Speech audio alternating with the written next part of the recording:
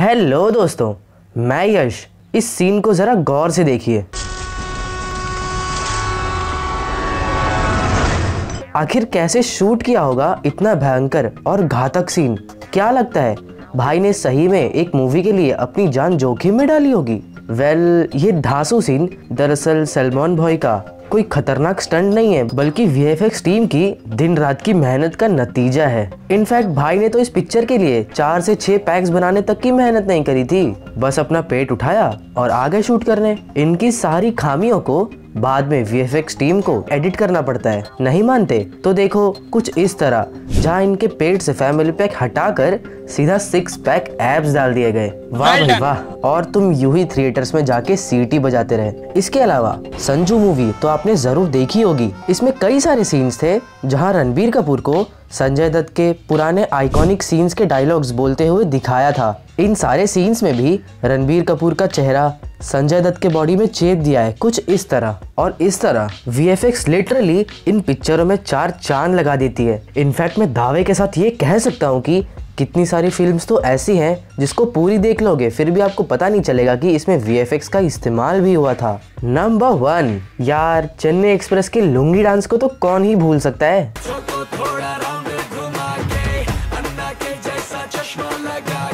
पर क्या आपको पता है 410 करोड़ रुपए कमाने वाली फिल्म में वीएफएक्स के 1500 शॉट्स यूज किए गए थे। एंड आई एम श्योर कि आप ये सोच रहे होंगे कि इतना सारा सीजीआई क्यों भाई। वो क्या है ना फ्रेंड्स, डायरेक्टर रोहित शेट्टी को ना बहुत ही रोमांटिक और रोमांच से भरी मूवी बनानी थी, और ये बनाने के लिए उसने कोई कसरत पीछे नहीं छोड़ी। और इसीलिए इस फिल्म के जितने भी फेक ट्रेन कंपार्टमेंट्स हैं, बाहरी एरियल शॉट से दिखाए जाने वाले सीनरी और क्लाइमेक्स के फाइट के सीन हैं, उन सबको बेहतर बनाने के लिए ढेर सारे सीजीआई यूज किए गए। जरा इस सीन को ध्यान से देखो, किस तरह एक साधारण से शॉट को सीजीआई के इस्तेमाल से जंगल बनाकर इम्प्रूव किया गया। और क्या आपको पता है सिर्फ इस एक शॉट को बनाने के लिए पूरे 2 महीने लग गए थे। 2 महीने भाई, इतने में तो पूरी फिल्म का पैकअप हो जाए। इसीलिए अगर आप इस फिल्म के सीनरी को देखने के बाद साउथ घूमने का प्लान बनाओ तो भूल जाओ बॉस, ये सब उतना ही नकली है जितना रजनीकांत के बाल।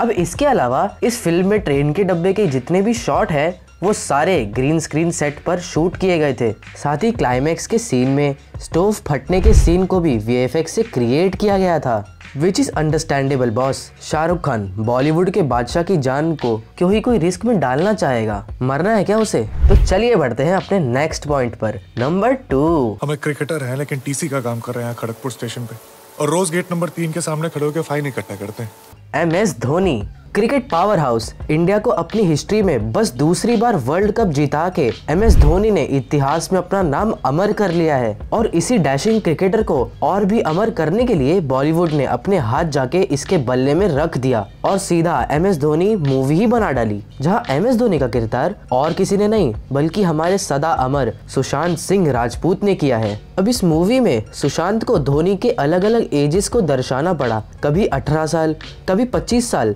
तो कभी 35 साल, और इसीलिए उन्हें कभी यंग टीनेजर तो कभी 30 साल का एडल्ट बनने के लिए वीएफएक्स का इस्तेमाल किया गया है। और फ्रेंड्स, ये वाली टेक्निक थी जो कैप्टन अमेरिका मूवी में स्टीव रॉजर्स को कम उम्र का लड़का दिखाने में यूज की गई थी। एक अननोन टीनेज एक्टर की बॉडी पे सीजीआई से सुशांत का फेस बनाना, मतलब वाव मैन। किसने सोचा था कि फिल्मों में ऐसा भी किया जा सकता है। इसके अलावा स्टेडियम में भरी भीड़ को क्रिएट करना, और ये क्या, इन लोग ने तो वर्ल्ड कप की जीत की एक्चुअल फुटेज भी सुशांत के सर पर चिपका दिया यार। मतलब मैच के दौरान पिच पे खेलना हो या बाद में सचिन की मुबारकबाद लेना, इन सब सीन्स के लिए फुटेज यूज किया गया था। और ये इतनी खूबी से किया गया कि देखने वालों को जरा सा भी शक ना हो। इस फिल्म का वीएफएक्स किया गया था फोकस कंपनी द्वारा, जिन्होंने फ्लाइंग जट, बजरंगी भाईजान जैसी बहुत सारी मूवीज के वीएफएक्स क्रिएट किए हैं। Number 3, Simba.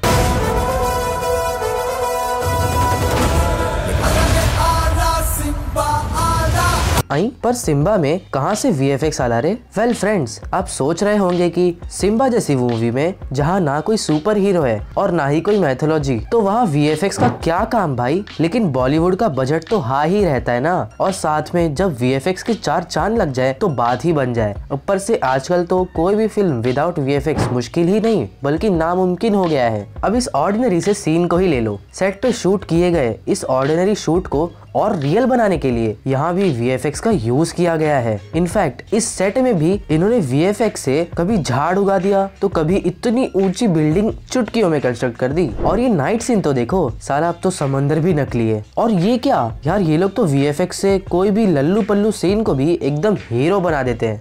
चलिए नेक्स्ट पॉइंट पर चलते हैं। नंबर 4,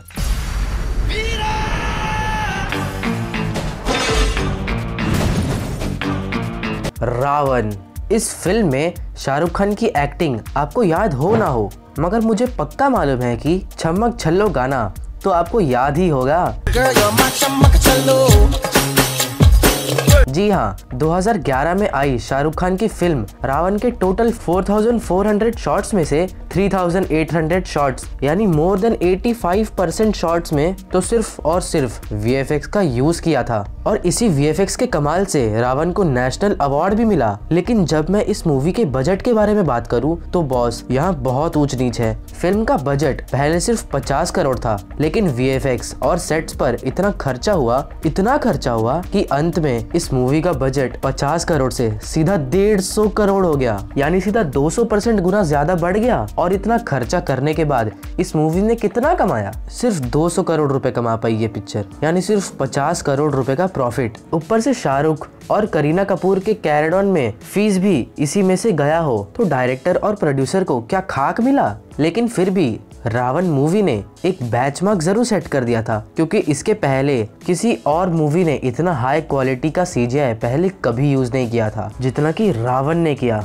नंबर 5, सेल फोन रखने वाला हर व्यक्ति हत्यारा है। रोबोट 2.0 साइंस फिक्शन पे आधारित एक्शन थ्रिलर 2.0 अपनी तरह ही एक लौती फिल्म जिसका बजट इंडिया में अभी तक अनब्रेकेबल बजट रहा है। इस फिल्म का बजट 543 करोड़ रहा है। इतना तो बॉलीवुड के फिल्म्स कभी कमाते भी नहीं है जितना कि 2.0 ने खर्च कर दिया। और इस फिल्म में 25 VFX स्टूडियोज के 1000 VFX आर्टिस्ट ने मिलकर इसके 2150 VFX शॉट्स पे काम किया है। और भाई जो काम किया वो एकदम ही अलग लेवल का था। इस फिल्म में जो जाइंट बर्ड दिखाई गई है उसको बनाने में VFX आर्टिस्ट को बहुत मेहनत करनी पड़ी। इतनी ज्यादा मेहनत की इसको बनाते बनाते उनको 1.5 साल लग गए थे। इसके अलावा इसे 3D कैमरे से भी शूट किया गया था, जिसके लिए शूटिंग शुरू करने से पहले भी सेट पर बहुत तैयारी करनी पड़ी थी। मगर बड़े खेद के साथ ये कहना पड़ रहा है कि इतनी मेहनत करने के बाद भी ये फिल्म सिर्फ एवरेज बिजनेस कर पाई।